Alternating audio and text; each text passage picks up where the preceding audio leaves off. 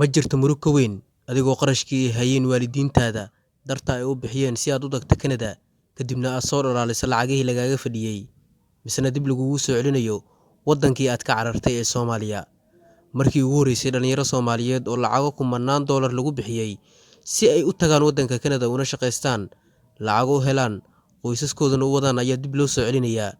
Dadka la soo celinayo waxaa ku jira gabdho daayar ah oo iyagoo rafaad iyo duruuf walba u dulqaatay misna nasiibku uusan saacidin oo hadda calacalaya. Dowladda Canada ayaa shaacisay in dhalinyaradaas ay dib ugu soo celinayso Soomaaliya. Dhalinyaradaas oo 150 gaaraya marka ay maqleen in la soo celinayo, qaarkood ayaa oohin bilaabay halka kuwa kalena ay shalay galeen. Cajiib, hamiga dhalinyaradaas wuxuu ahaa sidii ay u shaqeysan lahaayeen, qoysaskooda u wadi lahaayeen, balse macal asaf halkii ay ka carareen ayaa dib loogu soo celinayaa oo Soomaaliya ah. Canada sababtay u soo celinaysa dhalinyaradaas waxay ku sheegtay inay tahay inay ku galeen wadankaasi Canada aqoonsi aan ahayn midka Soomaaliga ah, sida ay sheegtay laanta socdaalka iyo jinsiyadaha dalka Canada.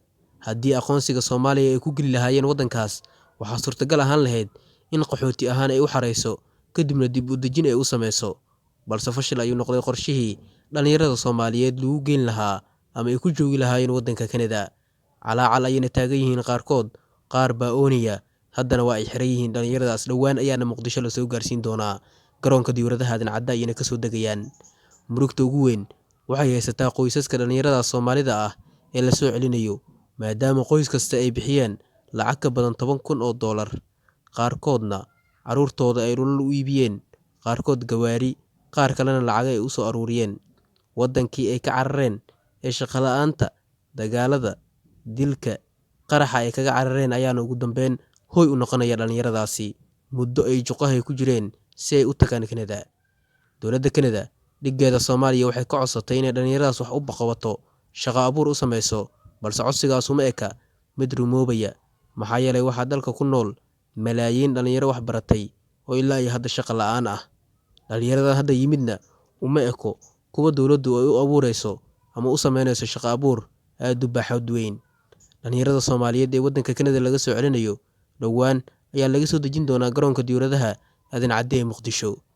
Adiga maxaa sameyn lahayd haddii wadankii aad ku haminaysay oo aad tagto haddana dib lagugu soo celiyo isla wadankii aad ka tagtay?